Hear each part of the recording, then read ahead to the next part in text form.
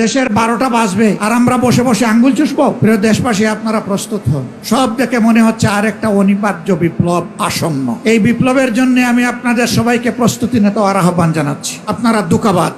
এই জন্য এই সরকারের অনেককে দেখলে এখন জুলাই যোদ্ধারা আওয়াজ তুলে ভুয়া ভুয়া। এটা জাতির জন্য লজ্জা। ডাকিরিস কোনটা হেলমেট সবগুলাকে বুড়ি আঙ্গুল দেখানোর জন্য প্রস্তুত আছেন? লক্ষণ ভালো নয়, একটাও দেখতে পাচ্ছি। সব যেন চূড়াবালিতে হারিয়ে যাচ্ছে। কার সাথে আতাত করে জাতির এই দাবিগুলোকে উপেক্ষা করা হচ্ছে আমরা জানতে চাই। এ জবাব প্রধানমন্ত্রীকে দিতে হবে, কারণ এর আগে নির্বাচনের আগে তিনিও তো এই দাবিগুলো করেছিলেন। এখন কেন সেগুলো হারিয়ে যাচ্ছে? 2006 সালের 28 অক্টোবর থেকে শুরু করে 24 সালের 5 আগস্ট পর্যন্ত যারা জীবন দিয়েছেন, লড়াই করেছেন, আহত হয়েছেন, পঙ্গু হয়েছেন, আয়নাগরের সঙ্গী হয়েছেন, জেলে গিয়েছেন, মামলা খেয়েছেন, দেশ ছেড়ে অনেক জায়গায় চলে যেতে বাধ্য হয়েছেন, আমি তাদের সকলের ত্যাগকে গভীর শ্রদ্ধার সাথে স্মরণ করছি। জীবন দেওয়া সকলের জন্য মহান প্রভুর দরবারে শাহাদাত কামনা করছি। এ জীবন পার্টিকুলার কোনো দল দেয়নি। দল মতের ঊর্ধ্বে উঠে সমগ্র জনগণকে এই ত্যাগ স্বীকার করতে হয়েছিল। বিশেষভাবে 28 অক্টোবরের নৃশংস লগিবৈঠার হত্যাকাণ্ড, 2009 সালে পিলখানায় 25 এবং 26 ফেব্রুয়ারি নারকীয় হত্যাকাণ্ড। পিলখানার এই হত্যাকাণ্ডে আমরা 57 জন কমিটেড দেশপ্রেমিক সেনা অফিসারকে এবং তাদের পরিবারের সদস্যদেরকে আমরা হারিয়েছি। এরপরেই বাংলাদেশ জামাতে ইসলামীর উপর ক্র্যাকডাউন করা হয়েছিল। মিথ্যা মামলায় ফাঁসিয়ে আমাদের এক এক করে 11 জন শীর্ষ নেতাকে হত্যা করা হয়েছে। এই বিচারিক হত্যাকাণ্ডে দুনিয়া থেকে যারা বিদায় নিয়েছে তাদের সকলের জন্যও এই পিলখানা 28 অক্টোবর এবং পুরা 15.5 বছর জুড়ে যাদেরকে খুন করেছে ফ্যাসিবাদী সরকার, মহান আল্লাহর দরবারে তাদের জন্য, এই সমস্ত নিহত মানুষগুলোর জন্য আমি শাহাদত কামনা করছি। সম্মানিত ভাইয়েরা, বিশেষ করে জুলাইয়ের 1 তারিখ থেকে 24 সালে যেই আন্দোলন দানা বেঁধে উঠেছিল, অকুণ্ঠ চিত্তে আমিও স্বীকার করতে চাই এই আন্দোলন প্রথাগত কোনো রাজনৈতিক দলের নেতৃত্বে গড়ে উঠে নাই। এই আন্দোলন গড়ে উঠেছিল ছাত্র তরুণ সমাজের নেতৃত্বে। তাদেরকে স্যালুট জানাই। 15.5 বছরে দফায় দফায় আন্দোলন করেছি, জীবন দিয়েছি, জেলে গিয়েছি, ফাঁসির কাস্টে দাঁড়িয়েছি, কিন্তু ফ্যাসিবাদকে আমরা তাড়াতে পারি নাই। জুলাইয়ের আন্দোলনের মধ্য দিয়ে যখন সারা দেশবাসী একাকার হয়ে গেল, তখনই ফ্যাসিবাদ দুপুরের খাবার ফেলে দিয়ে পালিয়ে যেতে বাধ্য হলো। এর আগে তো আর পালিয়ে যায়নি। সুতরাং এই ক্রেডিট জনগণের, নেতৃত্বের ক্রেডিট আমাদের তরুণ সমাজের।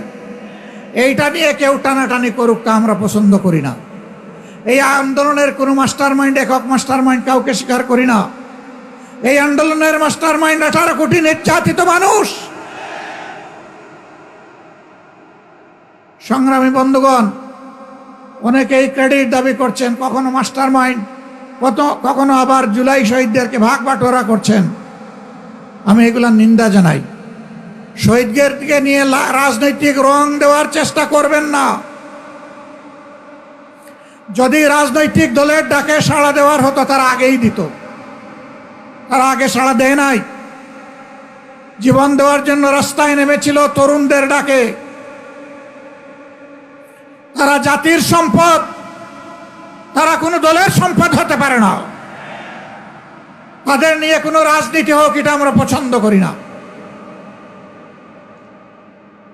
আহত পঙ্গু হয়ে যারা এখনো কাতরাচ্ছে, শরীরে অসংখ্য বুলেট পিলেট নিয়ে রাতে একটুখানি ঘুমাতে পারে না, স্বাভাবিক জীবনযাপন করতে পারে না, চলাফেরা করতে পারে না, এখনো এলিজাবেথের সেই মেটালিক কেস নিয়ে তাদেরকে হাঁটতে হয়, এখনো ব্যাংককের হাসপাতালে বিছানায় পড়ে আছে।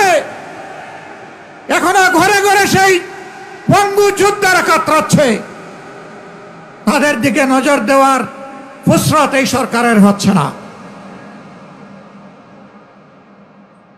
আমরা স্পষ্টভাবে বলতে চাই, যাদের কারণে জাতি নাজাত পেয়েছে তাদেরকে অবশ্যই সম্মান দিতে হবে। যারা জীবন দিয়েছে তাদেরকে রাষ্ট্রীয় খেতাবে ভূষিত করতে হবে। শহীদ পরিবারগুলোকে সম্মানের সাথে পুনর্বাসন করতে হবে। যারা আহত পঙ্গু হয়েছে তাদের সুচিকিৎসা নিশ্চিত করতে হবে, সেটা দেশে হোক কিংবা বিদেশে হোক। এটা হবে সর্বোচ্চ অগ্রাধিকার, এবং তাদেরকেও সম্মানজনক পুনর্বাসনের ব্যবস্থা করে দিতে হবে। খুনিদেরকে, ফ্যাসিস্টদেরকে বিচারের আওতায় এনে তাদের শাস্তি নিশ্চিত করতে হবে। লক্ষণ ভালো না, একটাও দেখতে পাচ্ছি না। সব যেন চূড়াবালিতে হারিয়ে যাচ্ছে। কার সাথে আতাত করে জাতির এই দাবিগুলোকে উপেক্ষা করা হচ্ছে আমরা জানতে চাই। এ জবাব প্রধানমন্ত্রীকে দিতে হবে, কারণ এর আগে, নির্বাচনের আগে তিনিও তো এই দাবিগুলো করেছিলেন। এখন কেন সেগুলো হারিয়ে যাচ্ছে? প্রিয় দেশবাসী, এইখানে মুজিবুর রহমান ভূঁইয়া মঞ্জু বলে গেছেন যে যমজ মায়ের দুই সন্তানের মতো একদিনে দুটি বুট হয়েছে, একই চেহারার, 2 মিনিট আগে আর পরে সিল পড়েছে। এখন এক সন্তানকে মা তার সন্তান হিসেবে ধারণ করে আরেকজনকে অগ্রাহ্য করে এমন কোনো মাকে দুনিয়া খুঁজে পাওয়া যাবে? তাহলে এখন যারা ক্ষমতায় আছেন তারা এই আচরণ করছেন কেন? এটা জাতির সাথে সুস্পষ্টভাবে প্রতারণা, এবং তারা সংসদে দাঁড়িয়ে এটা স্বীকার করে নিয়েছেন। স্বীকার করে নেওয়ার জন্য ধন্যবাদ। মনে রাখবেন, এই স্বীকারোক্তির মাধ্যমে আপনারা প্রতারক হিসাবে জাতির সামনে নিজেদের নাম রেজিস্ট্রেশন করে নিয়েছেন। আপনারা ধোঁকাবাজ। এই জন্য এই সরকারের অনেককে দেখলে এখন জুলাই যোদ্ধারা আওয়াজ তোলে, ভুয়া ভুয়া।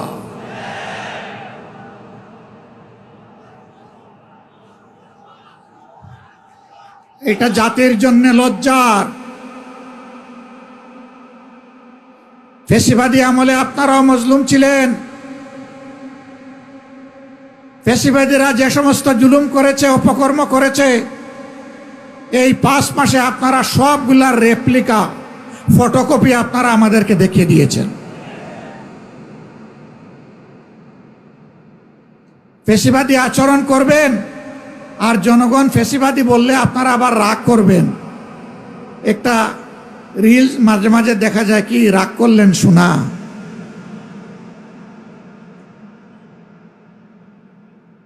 ফ্যাসিবাদী আচরণ ছেড়ে দেন, জনগণ ফুলের মালা দিয়ে আপনাদেরকে বরণ করবে, দেশ গড়ার কাজে সাহায্য করবে। এ দেশ আমাদের সকলের, দেশকে আমরা ভালোবাসি, কিন্তু আল্লাহর কসম খেয়ে বলছি, বাংলার জমিনে কোনো ফ্যাসিবাদকে আমরা সহ্য করব না।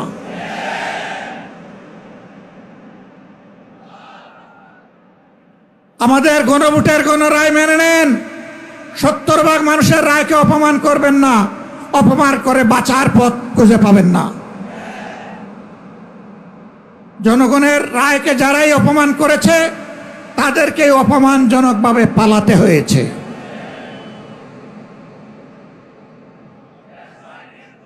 প্রিয় দেশবাসী, এই ব্যাপারে আপোষ করার জন্য প্রতিনিয়ত আমাদেরকে চাপ দেওয়া হচ্ছে, আমাদেরকে লোভ দেখানো হচ্ছে। আমরা পরিষ্কারভাবে দেশবাসীকে সাক্ষী রেখে বলতে চাই, আপনাদের গণভোটের গণরায়ের পাহারাদারি আমরা করব ইনশাআল্লাহ, এবং এই দাবি মহান আল্লাহর সাহায্য নিয়ে বিইজনিল্লাহ আমরা আদায় করে ছাড়বো ইনশাআল্লাহ। এই দাবি আমরা পরিত্যক্ত ঘোষণা করব না, কোনো কিছুর বিনিময়ে না, জীবনের বিনিময়ে হলেও এই দাবি আদায় হবে ইনশাআল্লাহ। আপনারা ঐক্যবদ্ধ আছেন? থাকবেন? লড়তে রাজি আছেন? দা কিরিস কোনটা হেলমেট সবগুলাকে বুড়ি আঙ্গুল দেখানোর জন্য প্রস্তুত আছেন?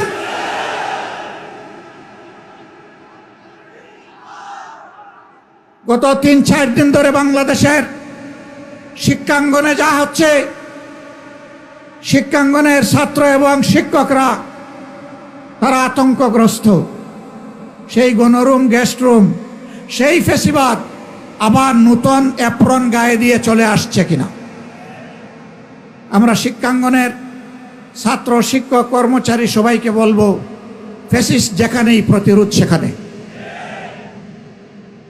ছাড় দেওয়া হবে না, ছাড় আপনারা দিবেন না।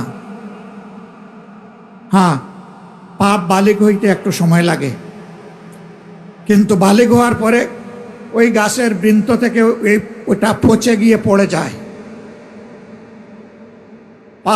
পাপে পছন্দ ধরেছে এখন। সরকার যদি এটা বুঝতে পারেন ভালো, না বুঝতে পারলে পতন কেউ ঠেকাতে পারবে না। ওনারা বলতে চান মাত্র 5 মাস হলো সরকারের, এত অস্থির কেন আপনারা? আমি পাল্টা প্রশ্ন করতে চাই, মাত্র 5 মাসের ভিতরে জনগণের সাথে এত বিশ্বাসঘাতকতা করলেন কেন আপনারা? আপনারা যদি বিশ্বাসঘাতকতা না করতেন, আমাদের তো অস্থিরতার কোনো কারণ ছিল না। দেশের 12টা বাজবে আর আমরা বসে বসে আঙ্গুল চুষব? এটা হবে না। প্রিয় দেশবাসী, আপনারা প্রস্তুত হন। সব দেখে মনে হচ্ছে আরেকটা অনিবার্য বিপ্লব আসন্ন। এই বিপ্লবের জন্য আমি আপনাদের সবাইকে প্রস্তুতি নিতে আহ্বান জানাচ্ছি। এখানে আমরা যারা বসেছি, অনেকে বয়স্ক, অনেকে তরুণ। বিপ্লবের ক্ষেত্রে বিপ্লব কোনো বয়স মানে না। যেমন 24শে জুলাই আবাল বৃদ্ধ বনিতা, 10 মাসের শিশু থেকে 90 বছরের বৃদ্ধ সবাই ছিল রাজপথে। আগামীতেও বয়স বিপ্লবকে সঙ্গ দিয়েই সামনে এগিয়ে যাবে ইনশাআল্লাহ। সেদিন সবাই হবে তরুণ, সবাই হবে যুবক, এবং ফেসিবাদের বিরুদ্ধে লড়াই হবে আপোষহীন, তীব্র, বিজয় ছিনিয়ে আনার লড়াই হবে ইনশাআল্লাহ। জেল জুলুমের ভয় দেখাবেন না। আল্লাহর মেহেরবানিতে এগুলোকে কোনো পাত্তাই দেই না। ফাঁসির ভয় দেখাবেন না। ফাঁসির রশি যদি জাতির মুক্তির জন্য প্রয়োজন হয়, ফুলের মালা হিসাবে কবুল করে নেব। ফাঁসির তক্তার উপর দাঁড়িয়ে বুক কাঁপবে না, ঠোঁট কাঁপবে না, বিজয়ের জয়ধ্বনি শুনিয়ে যাব ইনশাআল্লাহ। সম্মানিত বন্ধুগণ, গ্যাসের দাম কখন বাড়ানো হয়? বাড়ানোর আগে গ্যাস কমায় দেওয়া হয়। সমাজে সংকট সৃষ্টি করা হয়, জনগণ অতিষ্ঠ হয়ে উঠে। এই ফাঁকে গ্যাসের দাম বাড়াইয়া বলে, জনগণ বলে, যাক বাবা, দাম বাড়লে পাইয়া তো গেছি। এটা ফ্যাসিবাদী প্র্যাকটিস। যদি দাম বাড়ানোর আগে সংকট সৃষ্টি হয়, আর সংকট সৃষ্টি হওয়ার কারণে যদি দাম বাড়ার পরে আবার সংকট দূর হয়ে যায়, তাহলে দাম না বাড়াইয়া সংকট দূর হয় না কেন? এটা জনগণের সাথে ধোঁকা, প্রতারণা। অতীতে যারা জনগণের সম্পদ লুণ্ঠন করেছে, চুরি করেছে, ডাকাতি করেছে, এখন সরকারি দলের দ্বিতীয় ব্যক্তি বলেছেন সেই চুরি ডাকাতি অপরাধের প্রবৃদ্ধি হয়েছে, কোনো পরিবর্তন হয় নাই। এটা আরেকটা রাজসাক্ষী, স্বীকারোক্তিমূলক জবানবন্দি, 164 ধারা। ওনারা সংবিধান বলেন তো, এই জন্য একটু সংবিধান বললাম। আসুন আমরা প্রতিজ্ঞা করি, জনগণের দুর্ভোগ যেখানে, সন্ত্রাস যেখানে, ফেসিবাদ যেখানে, জনগণের অধিকার হরণ যেখানে, সেখানেই আমরা অগ্নিগিরি হয়ে জ্বলে উঠবো ইনশাআল্লাহ। কোনো বাধা মানব না, কোনো বাধা মানব না ইনশাআল্লাহ, কোনো বাধা মানব না। আমাদের বিশ্বাস মহান আল্লাহ তাআলার উপরে। জমিনের কোনো শক্তিকে আমরা পরোয়া করি না। কোনো আধিপত্যবাদের কাছে বাংলাদেশ আর মাথা নত করবে না। কোনো শাসক গোষ্ঠী যদি মাথা নত করে, জনগণ তাদেরকে সমুচিত শিক্ষা দেবে। এগিয়ে যাক প্রিয় বাংলাদেশ, একটা নিষ্কলুষ ফ্যাসিবাদ মুক্ত মানবিক ন্যায় এবং ইনসাফের ভিত্তির উপর একটি সম্মানের বাংলাদেশ, মাথা উঁচু করে দাঁড়ানো বাংলাদেশ দেখতে চাই। এ লড়াই চলবে যতক্ষণ পর্যন্ত এই প্রত্যাশা আমাদের পূরণ না হবে। সবাইকে ধন্যবাদ। কষ্ট করে আপনারা এসেছেন। কষ্ট কেবল শুরু, শেষ হয়নি। লড়াই কেবল শুরু, শেষ হয়নি। আগামীকাল জনদুর্ভোগ নিয়ে এই কাছেই মুক্তাঙ্গনে আপনাদের সকলের দাওয়াত। আগামীকাল আবার দেখা হবে ইনশাল্লাহ। আল্লাহ হাফেজ। বাংলাদেশ জিন্দাবাদ। 11 দলীয় ঐক্য জিন্দাবাদ। আসসালামু আলাইকুম ওয়া রাহমাতুল্লাহি ওয়া বারাকাতুহু।